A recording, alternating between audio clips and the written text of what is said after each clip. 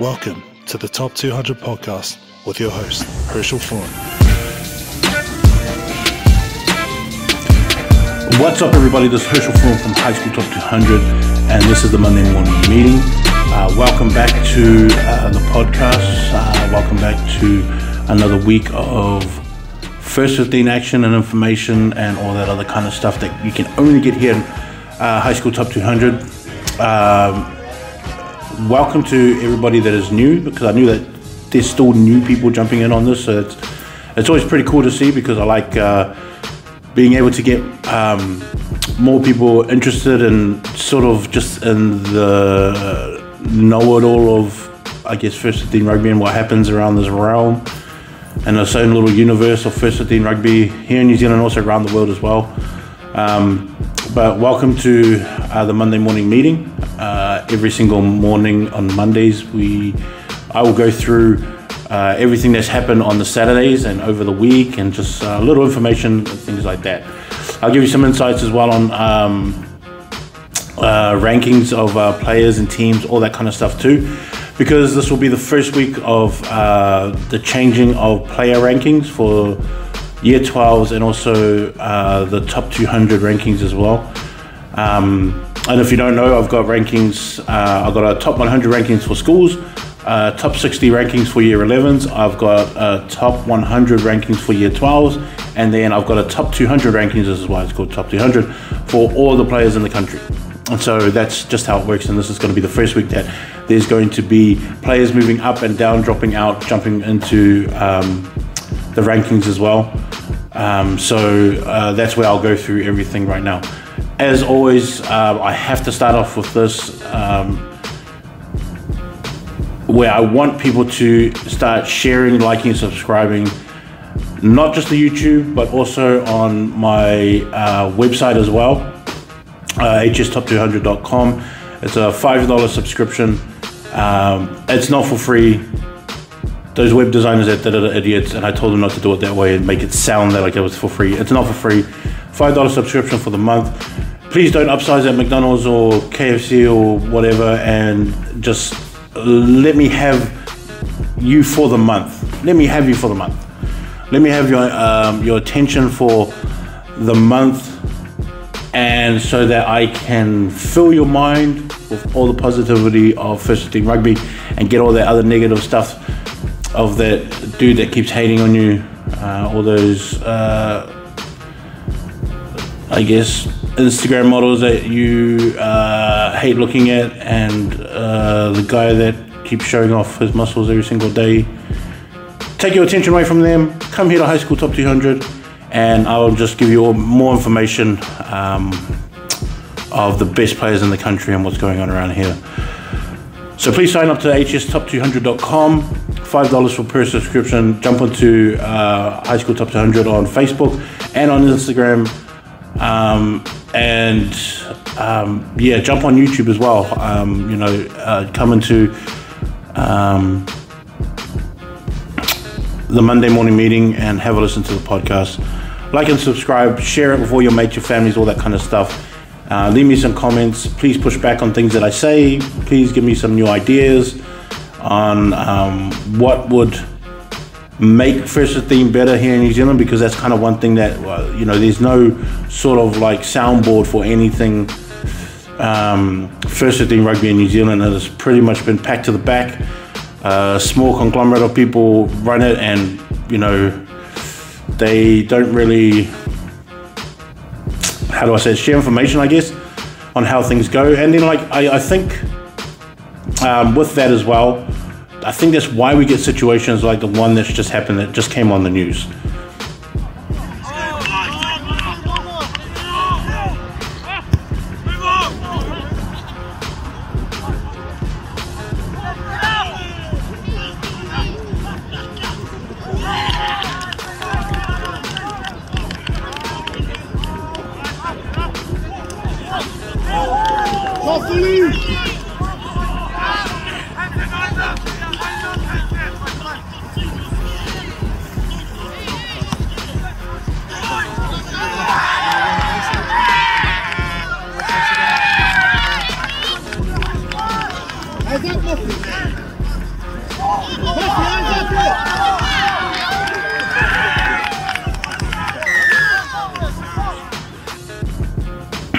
And I haven't posted about it, and like, for good reason I didn't post about it, or put it out there, because, you know, it is pretty hurtful, and I feel that the dad has sort of run out of ideas on how to help his son play first 15 rugby at his new school that he's at. And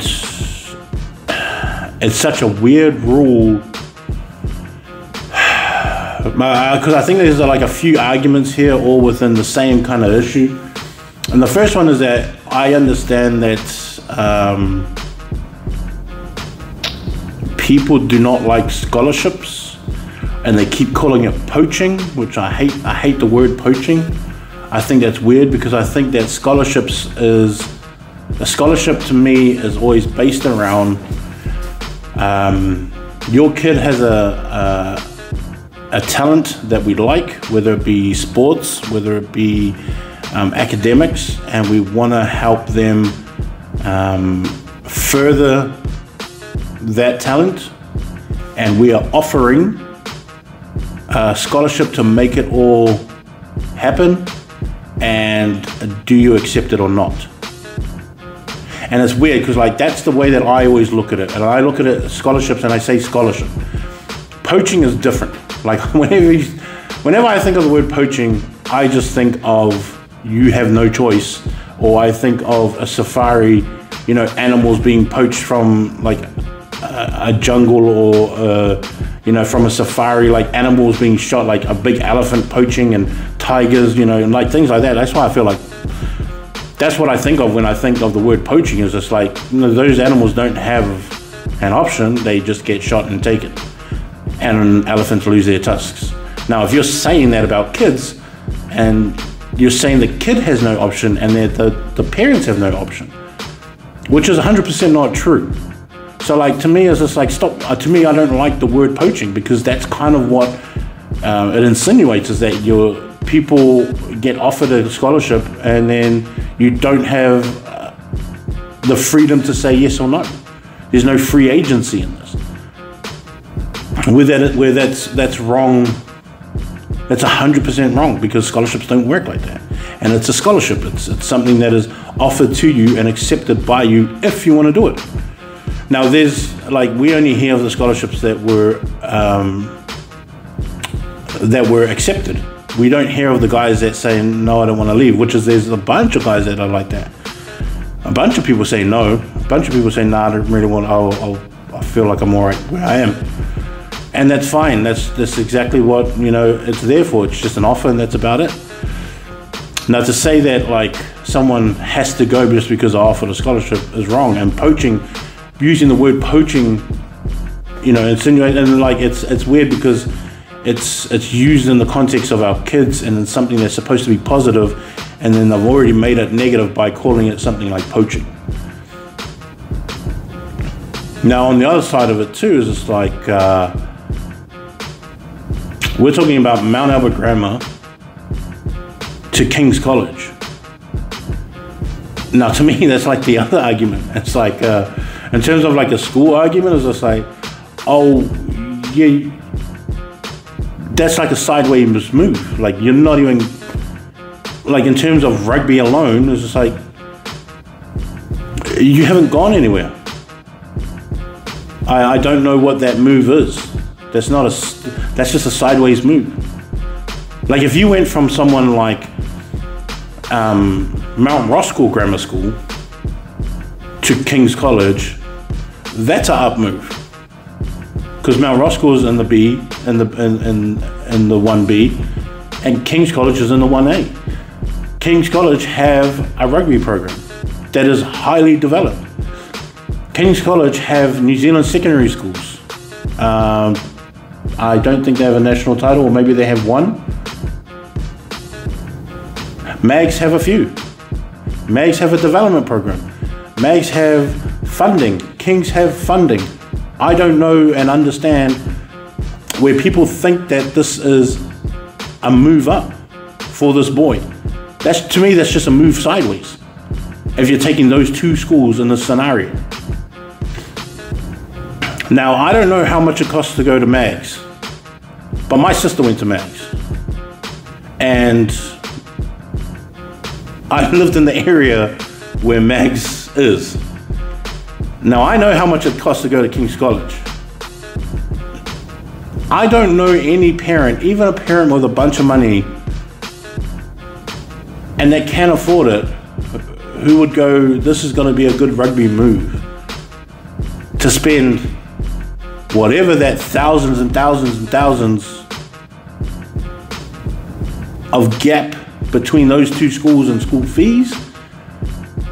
That's not a rugby move for any parent. Rich parent, I don't even care if it's a rich parent. That's not a rugby move.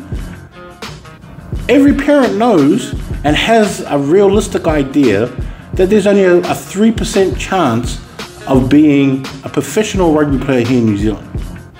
And everyone that's followed my top 200 for the last 10 years have seen the rankings of the top 200 player rankings, and how many a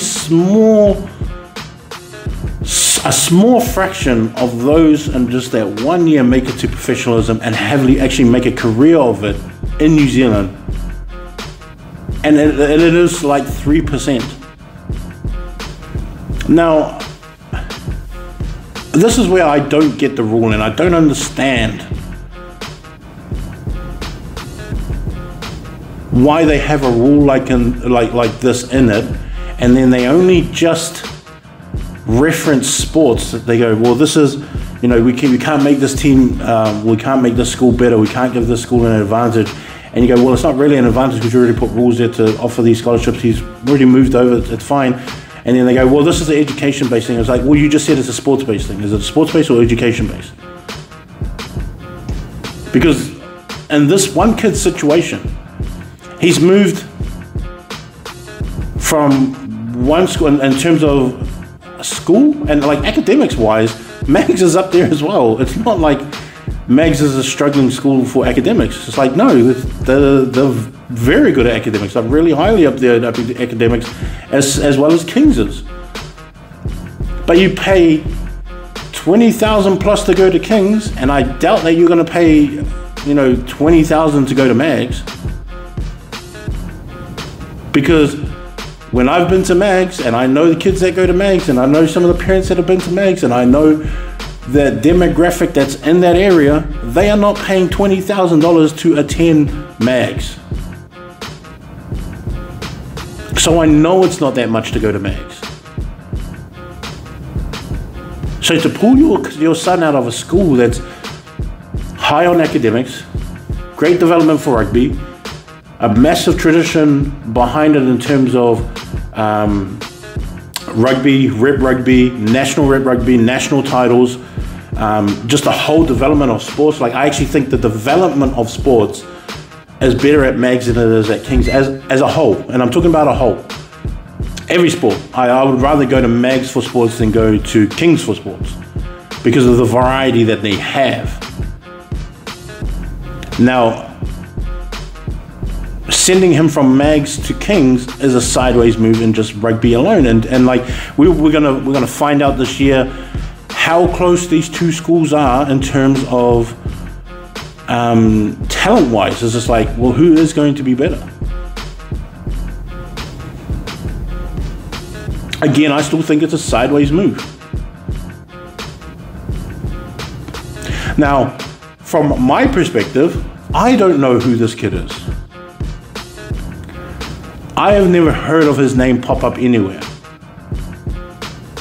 So even when my parents told me, it's like, hey, did you see this thing on the news? I go, no. I go, what's the boy's name? And then they go, it's about this. I said, well, I've never really heard of it. And I looked through my things. I said, I didn't really know who this kid was or anything like that. And then I just thought about it in the ways of like, well, if this guy left Mags, he wasn't even really considered for the first 15 anyway.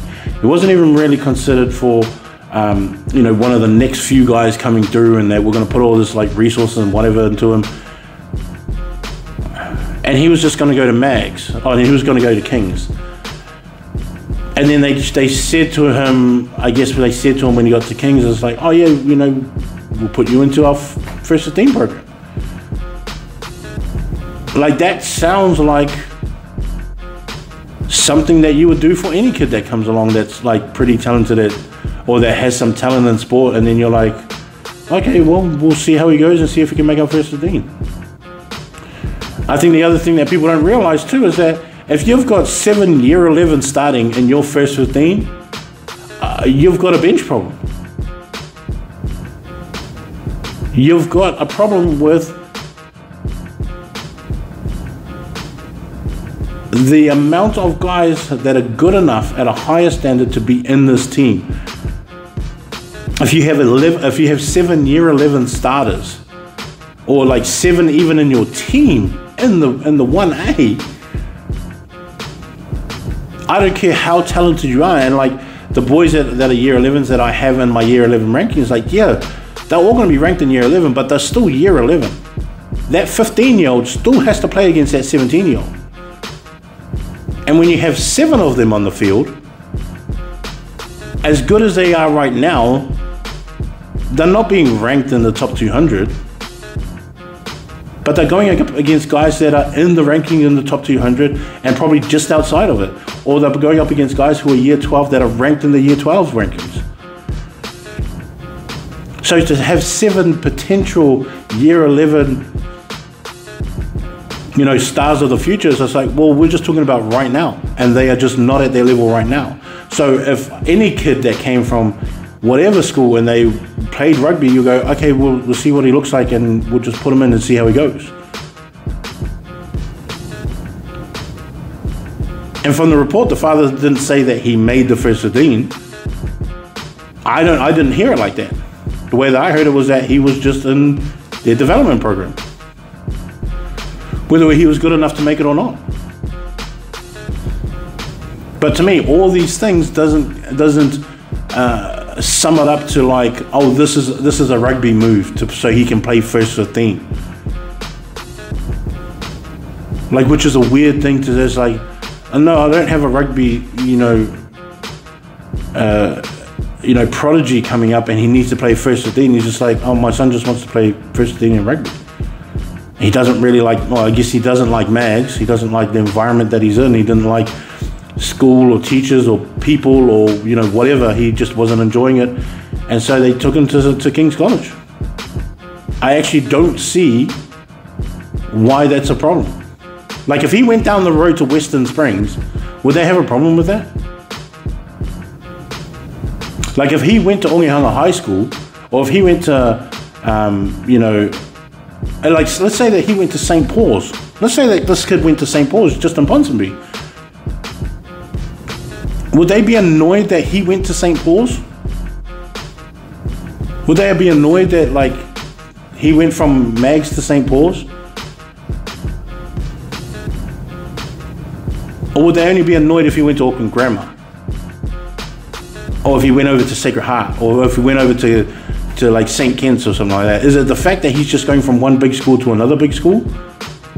But if he went to a smaller one, they'll be fine and be like, oh, yes, you can play first 15.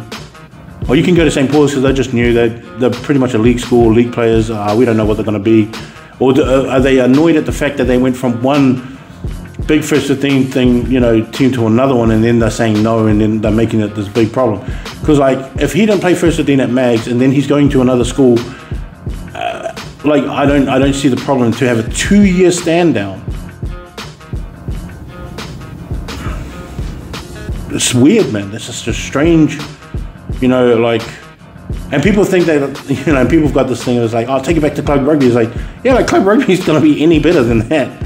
It's going to be worse than club rugby. It'll be worse than club rugby. At least, like, schools have boundaries and they have zonings and stuff like that. Club rugby, you don't really have zonings. You can have whoever come from wherever you want. You can have a bunch of people from Hamilton go up to Auckland and play club rugby there if you wanted to, and if they had the resources and stuff like that. But you couldn't do that in a school where you have an enrollment. Like, that's a big difference. Like, taking it to club rugby is not going to prove and solve anything. But to have a kid who did not make a first 15 go to another school, and he wasn't even guaranteed a first 15 spot, and then you have to stand down for 2 years, is strange. And then like, and it's strange for nobody even to make a comment.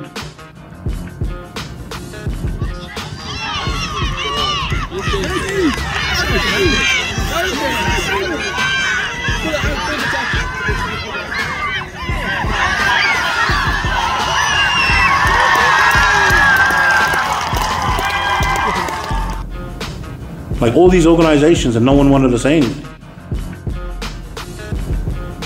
And I felt sorry for the kid. You know, if this was like Tavita Nofahu moving from St. Kitts to, you know, De La Salle or something like that, and people like had a problem, it was like, yeah, of course. He's a superstar player. Of course you would.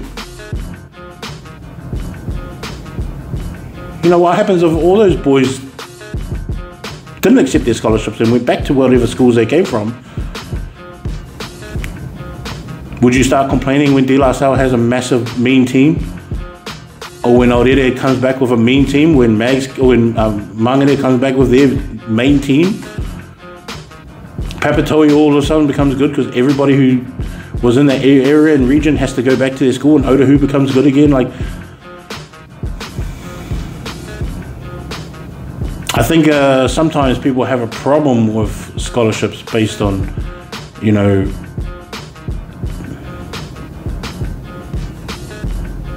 maybe the exchange of or the access to funding and stuff like that other people may not have, and see it as unfair. And whereas I look at it different. I always look at the boy. I'd be like, well, if the boy and the parents think it's fine, then it must be fine for them. Who cares? Stay out of their business. That's their business. That's what they want to do for their kid. And for all these reasons why you would want to change your kid from one school to another. Like, this kid is not an Islander kid, of course.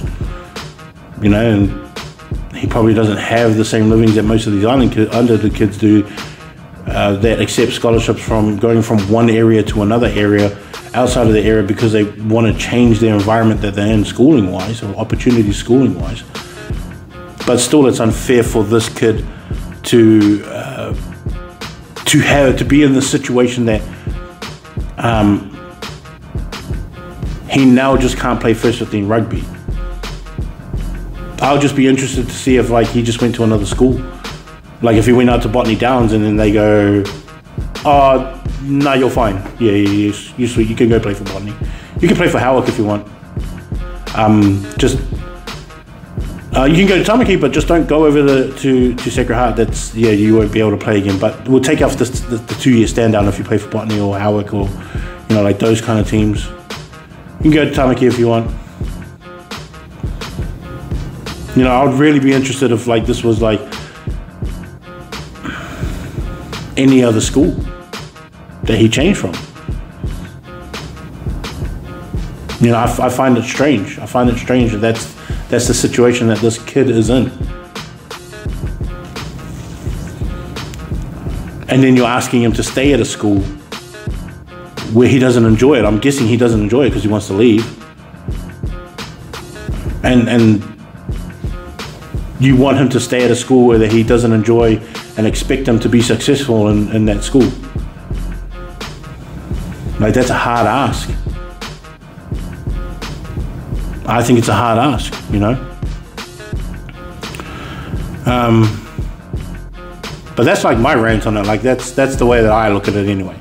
That's the way that I see these kind of situations too. It's just like it's hard for, and I can see it from that parent perspective too. Because I mean, I guess like, what are you going to do? You know, how are you going to help your son and your daughter when they're in these situations? Because all you want to do is just help them play rugby, and they're saying, yeah, play second 15. It's like, okay, but what if next year I can make the first 15? You're still telling me just to play second 15? You know, things like that. I was thinking, oh, that's a shame. Yeah, it's kind of unfair. And it's strange because sometimes I think like they think it's like Brodie Retallick going from one school, like from one team to another. Be like, oh no, you can go to the Hurricanes, but you have to stand them for 2 years, and then after your 2 years, then you can start playing for them again. It's like, yeah, but he's an adult and there's an extension to that. But if you say 2 years, then you're saying you're never going to play top-rate rugby or top-rate whatever sport you're in. Because when you move over as a year 12, you miss out year 12 and year 13. For whatever reason that you move.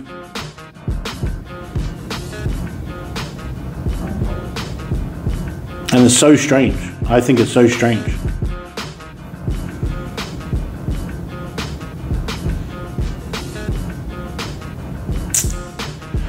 But anyway, that's just how it is. That's what that's how they're governing it right now, and I guess, yeah, I guess that's just how it is. I think the games from this week, if we go through the games this week, and I wrote about Southland and John McGlashan, and I mean, you got to admit, if you read that, I was right. I was right. They weren't going to win. But 42-14 is really good. It really is. 42-14 is really good. And I bet you the next time they play, I don't think that score is going to be that same. I think it's going to be they're going to drop it down by another 14 points, and it's going to be a lot closer. And I know people took offense to what I wrote about John McGlashan, saying that they weren't going to win. They have no chance of winning. But at the same time, it's just like, I'm not trying to be mean. I'm just trying to say this is kind of how it is. You can't just jump from a superstar historic team and just chuck in a whole bunch of new guys and expect that you're going to be the same as the Southland boys. Like, it's just ridiculous to think like that. And I'm trying to say it in a way that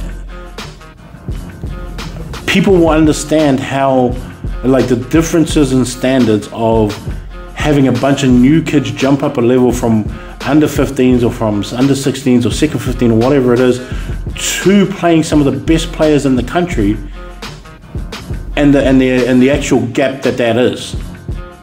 And that's a perfect example of how it is that I mean, like, King's College, as like just talking about King's College, it's a perfect example of what I was just saying.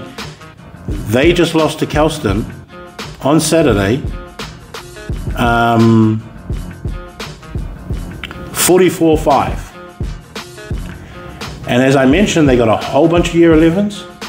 I feel sorry for like guys like Oliver and Levi who are leading this team and that are trying to do their best with the new players that they have, but that is just the reality of it. The reality is that you can't have so many new players in one team and then being new players and young players and expect to beat the best teams in the country. John McGlashan found that out, and King's College just found that out. John McGlashan may have just found that out. King's College knew that this was how it was going to be. That coaching staff, I don't care what they say and how they think, it's like they know in reality, oh, we've got a bunch of year 11s guys, we just got to try and keep these scores respectable against these bigger sides. But next year, everybody watch out for King's College. And that's the hope that they've got. It's the same thing with St. Paul's. Like St. Paul's moving from 1B to 1A, getting success that they were having in 1B, and then telling their boys, I know that you fellas are some of the best league players in the country, but it doesn't swing that far when you come over here to the 1A. You start playing these bigger teams, better players. You have to go through your string of losses and bad losses as well, and you just have to learn from it and keep the players' perspectives in mind to go, hey, we're going to suffer some of these big losses and we have to be okay with it, and then we just got to learn from it and take those learnings and move on to the next game and just chip away and make that one better. And then these younger boys who can come back again next year on St. Paul's are also going to go, oh, we know what this feels like from last year. I know how this is kind of is against that team. This is the level that we have to lift up to, and the younger boys are going to follow in behind me. And King's College is going to remember this, and then John McGlashan is going to remember this. Now, all these teams And those three teams, to me, are going to be way more prepared next year, way more developed, and way more organized in the way that they play their structures on the field in those moments next year. And it's just going to be different. These kids are going to learn a different mindset, and it's going to be great for them characteristic-wise and any other thing that they do, because they're going to realize it's like, okay, we can't write off people's success. We still have to play the year. We're going to learn from whatever we just did, and then we're just going to take it through with us for the next one. And like me picking Southland boys is not a bad thing. It's just what I saw on paper, what I saw in terms of cap, and like the Southland boys team is gonna be a hard team this year. I mean, them and Otago are probably gonna be the better teams down there in the deep south. They're probably gonna come up against a Christchurch or Nelson College team. Christchurch boys, Nelson College, Marlborough boys is another one that I think is a big time school that needs to learn how to be big time, and then they need to chip away at the mindset that they have that they can't stay consistently competing with all the rest, because I think that they do. And so yeah, it's not unrealistic. It wasn't unrealistic for me to say it, and I just wanted to mention it to be able to, for people to understand just the differences and levels when you change up a team that drastic. You know, like just losing so many players, bringing a bunch of new guys that have never really played that level before, and just to know what the expectations is. And those people that are not part of that school or have nothing to do with that school, but your school is probably a year away from that. And the way that you find out is just go, well, how many year 13s do we have in our first 15? And go, okay, all those fellas are gone now. How many year 12s and year 11s do we have left? And how many have we blooded them in? Have we given them some time on the field? Have we given them some hard situational games that they can sort of dig deep and find out how far they'll be able to push themselves? Things like that. You know, it's an easy one. But I mean,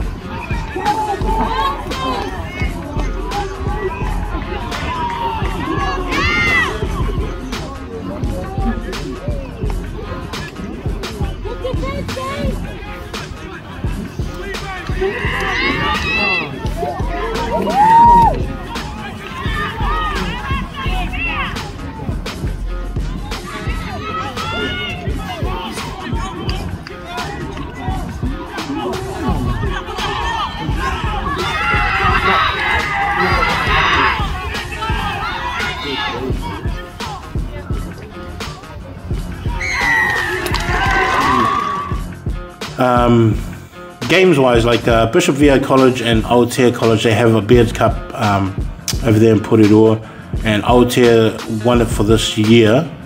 And I thought it was strange because they are both playing. I think they were both playing for the Prem, or one of them were playing to get into the Premiership into Wellington.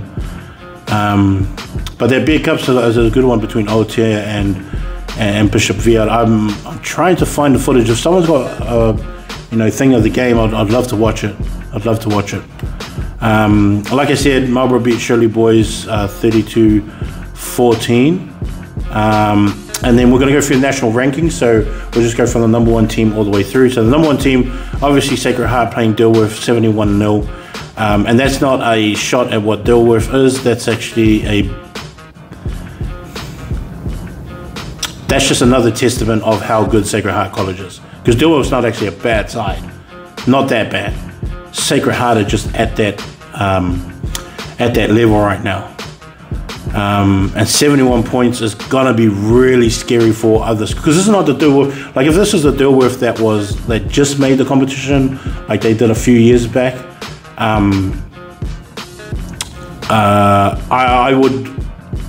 wouldn't care so much. But that's a good duo side who have players that have returned and that know what their level is like. And then even those guys got done, and that's more of a you know, a sort of a warning sign to everybody else in the 1A. Is just like, oh, if Sacred Heart can do that to Dilworth, it's like, man, that's a hard Sacred Heart team to come up against. Number 3, Hastings boys. They beat Rongotai College 65-10. Number 4, Westlake boys won 89-0 over Manurewa High School. What the hell is going on with Manurewa? This is not Manurewa, the school that we're used to seeing. Something is wrong. Something's, you know, I don't know what it is. You know, I don't know what it is. But they're gonna have to fix it somehow. Whatever the problem is, they're gonna have to fix it. I'm gonna go and watch them soon. Depends what kind of game I pick to go and watch them, but like I'm gonna watch them soon and just see what they kind of look like. Hopefully, if I get some footage of that game, like I'll be able to see it beforehand too, to know what I'm expecting. St. Kitts beat St. Paul's 55-7. One of those kind of games that I was talking about, that you just have to take what you can from it and just learn from it. Number 8, Christchurch boys beat Timaru boys 53-22.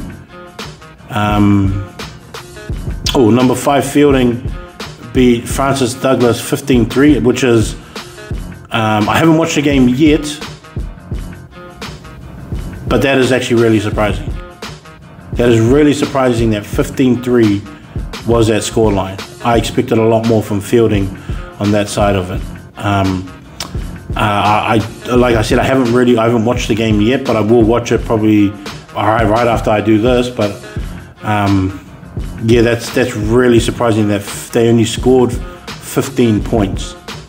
That they only managed 15 points after just seeing them. You know, I've seen every preseason game that they've had, as well as just gone to see them against St. Pat's Town. You know, but 15 points, I don't know. I got to see what actually happened in that game, but yeah, that's way surprising. Silverstream and Palmy boys was a really good game. Even though I've got Silverstream ranked 10th and I've got Palmy ranked 9th, I do think Palmy boys, I actually think Palmy boys is a better team. If you went like man for man, they've got a better team on paper. But the way that Silverstream killed them within the first like 10 minutes, and Ollie Cuff was the freaking man, and he did what he needed to do, and him scoring his tries, and they just went at Palmy for the first 10, 13 minutes of the game, and Palmy it took them ages and ages just to, you know, to respond sort of in the right way and get their feet into this game. And it was just strange to see. Like it's weird. Like I feel like sometimes when you've never played another team before and you don't really know how good they are, and then you start playing, you're like, oh shoot, these guys are actually really good. That's kind of like the feeling that I got when I was watching this game, where Palmy was like just finding out that Silverstream's a good team. I was just like, you guys have traditions against them every single year. Why are you not starting strong? Like these guys are a problem. They're pretty much the same as what you guys are, but you guys are taking them so lightly. I didn't understand it. Like just that their body language on the field just didn't look like they were there to, you know, to try and smash Silverstream. It was kind of like they thought it was just like a normal game. And Silverstream ended up winning with a winning kick from Maui Winitana, the first 5, and he kicked it right on full time after they scored a try and took the lead, and then he won it for them. Massive game too. It was real good. I'm halfway through the St. John's game. Pretty much the same thing of what I wrote too. It was like These teams are kind of even though the ranking is 12 to 23, like St. John's is ranked 12th and Whanganui is 23.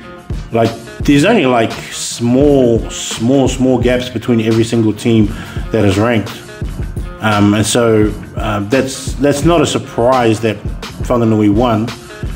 Because even when I wrote about it, it's just like they're gonna have to try and. St. John's is the forward pack, Whanganui is the back line. You got to watch out for Tully because he's a New Zealand secondary school, contender. Same thing with Peter. It's the same thing. He's a contender. You still got Monty. You still got William. You still got guys like Noah and like those kind of fellas who, you guys that you have to watch out for, especially guys like Monty and that. Like Monty Sheriff's just different when he's on the wing, and he's got that help from the inside. And Tully just makes it all a whole lot better, even with Peter. But like their forward pack had to stand up and be able to match up properly. And even though I think St. John's did better within the forward pack, I think Whanganui did enough to stay attached to that. And so halfway through the game, but I'll finish it off. I'll finish that game off anyway. Like I said, Kelson beating.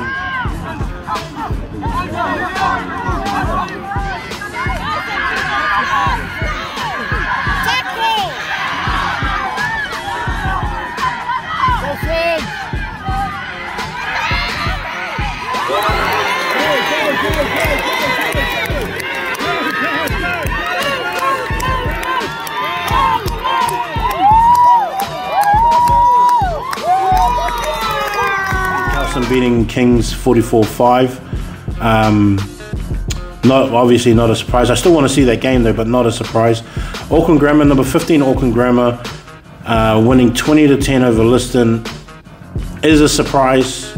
It feels like Auckland Grammar is going backwards, and I hope that they figure it out, because if you go on such a really good pre-season warm-up like that and you do so good and then you come back and then you start losing games or start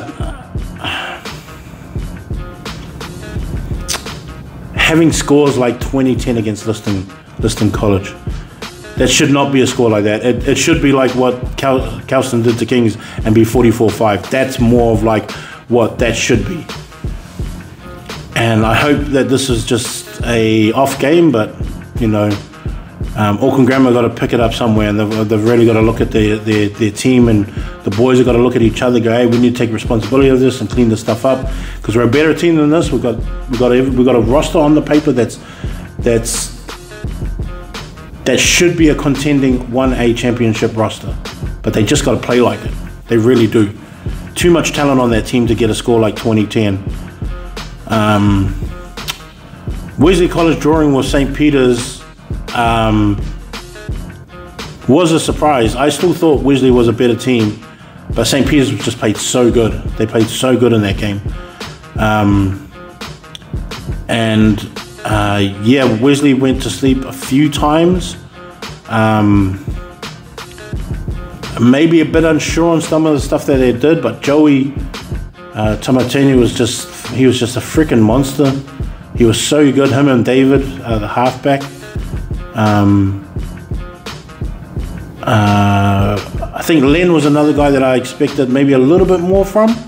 I wanted to see him run a bit more, but he was good. But Cash and that, Cash, Dylan, you know, all those boys, they all played good. Yeah, Dylan's going to be a bit of a problem too, I feel like. You know, I would have liked to see a little bit more from John. Not just at scrum time, but just his overall physicality. I wanted to see more of that. But yeah,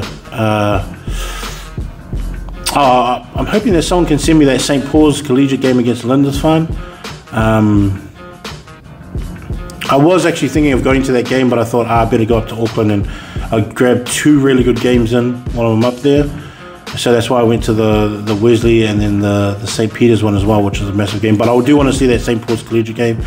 I'm halfway through the Nelson game as well against St. Bede's, which is like another big one. I think Nelson's like a bit better than what they kind of look like, even though they've got a team of sort of newer players, but I think that the year 12s that they have are really, really good players, and I think they just need some of that confidence in their side. But to beat St. Bede's 32-17 is really good. Not a lot between St. Peter's and De La Salle. I thought those teams were really, really even.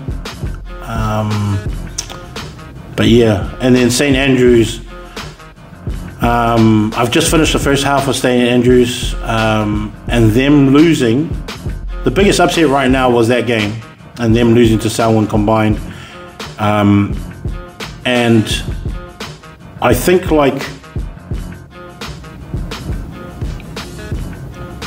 I don't know if because I don't think that St. Andrews took him too lightly. I don't think that's what it is, because I think if you look at a squad like the Southland team, and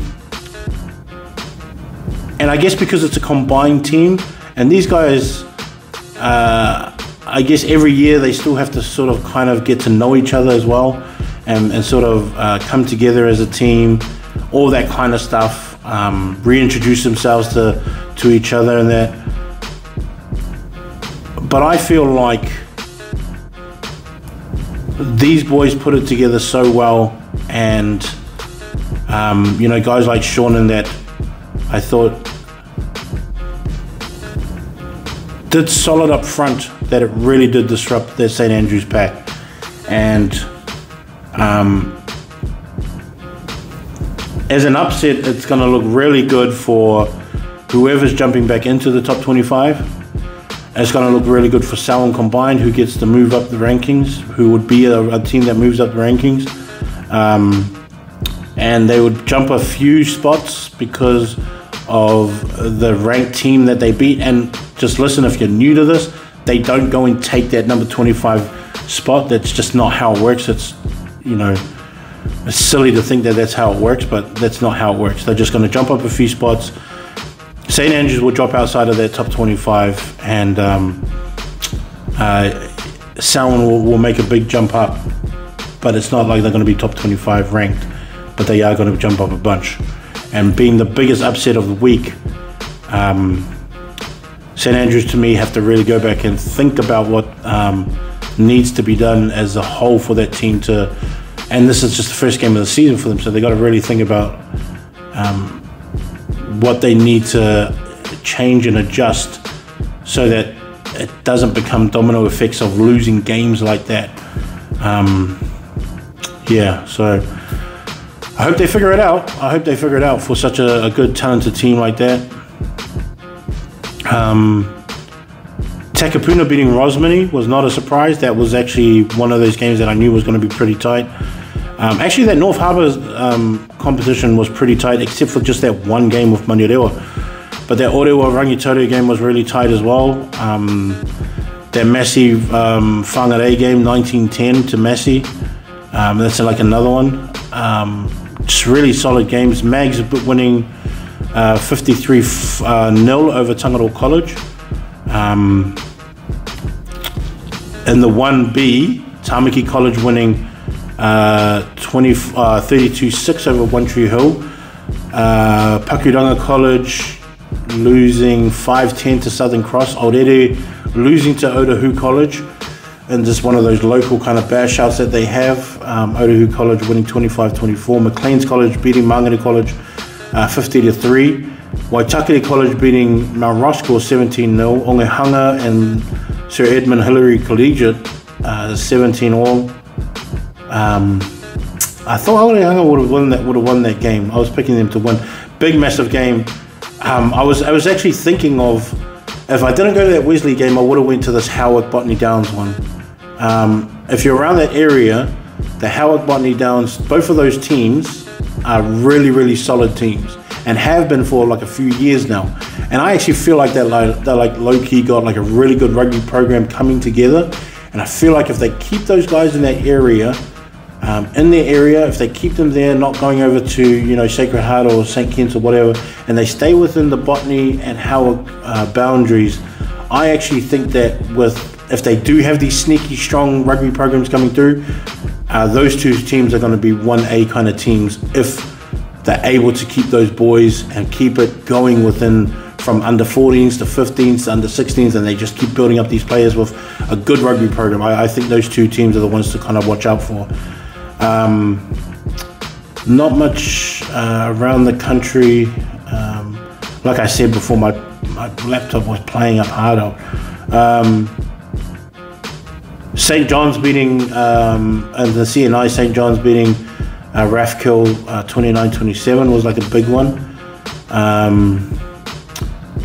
In the Wellington, the Upper Hutt, Aotea won 2 games in a week, 49-24 over Upper Hutt.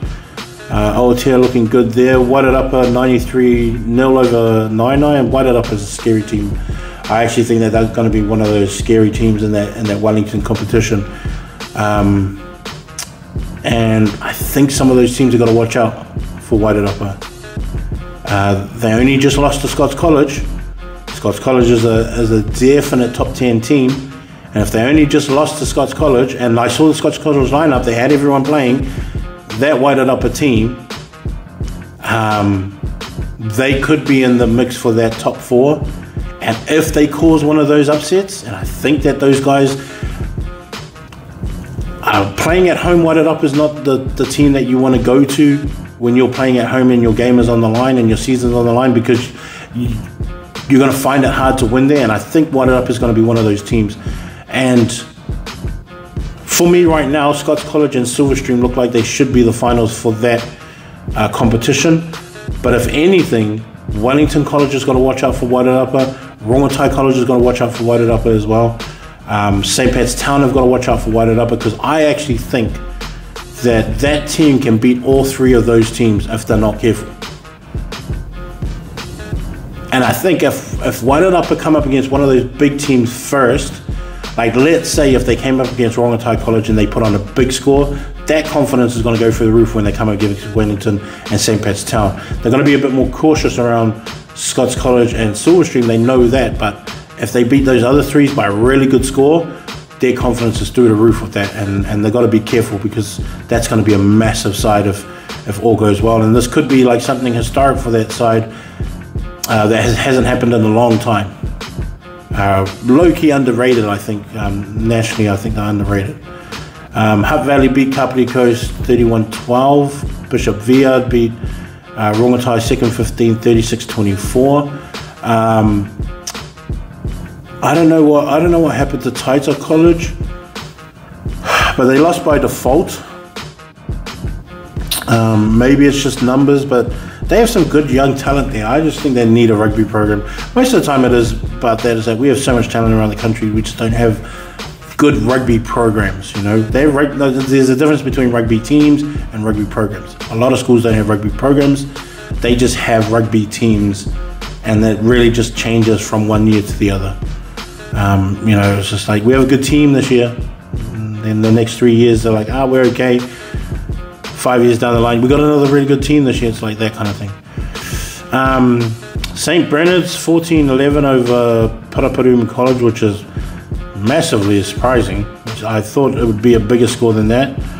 Mana College put up a good score, 38-0 over Newlands College, and then Tawa College, who's going up into the Premiership, they beat Porirua College 34-17.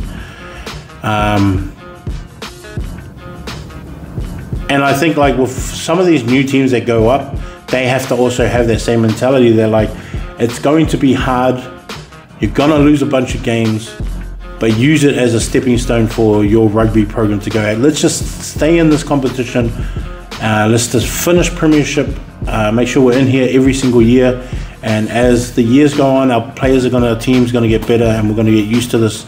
And then after that, you're going to have something going. But again, a rugby program is really important within these areas. And my thing is that if you've just made the Premiership, try and build a rugby program within your school, within all the grades, and make sure that everyone is on the same page, from under 14s all the way to first 15, and they're all on the same page with what's going on. Christ College beating St. Thomas. St. Thomas is going to go for another one too, where they've got They've got a bunch of new players, and they've really got to figure out what's going on and how to play within this level. Rangiora beat Waimea combined 36-17 as well. John McGlashan only just winning over Wakatupu High School 27-25, and Wakatupu was one of those teams that I said too that's going to be challenging John McGlashan. Otago, South Otago is the other team, which they won 31-14 over Dunstan High School. Mount Aspiring was one of those kind of teams that I was looking for as well. They beat Tyree College 12-5. And then St. Kevin's St. Kevin's lost 27-17 to Otago Boys 2nd 15. John McGlashan is closer to those other teams than they are to the top teams, but John McGlashan needs those teams to get better. These are good games for the younger players and their new players to get better. They need to play good against Wakatupu. They need to play good against South Otago High School and Dunstan when they have their chance. And these younger boys have just got to prove themselves in those kind of games, so that next year it's going to be a lot easier, and they won't struggle as much, and they will know what is expected of them and the level that they have to reach. But yeah, that is all we have for today. Go and check out the new rankings for the top 100 schools in the country. The rankings of the top 25 are going to change. For sure they're going to change. More games are coming up. Hamilton boys and that are back. Napier boys and that are back. Super 8 will start within a few weeks or so. Some heavy traditions coming up. But yeah. Make sure that you're putting out your best efforts, guys, when you jump on that field. Represent that crest on your chest. That's me for today. Herschel Fron, High School Top 200. Later, Bob.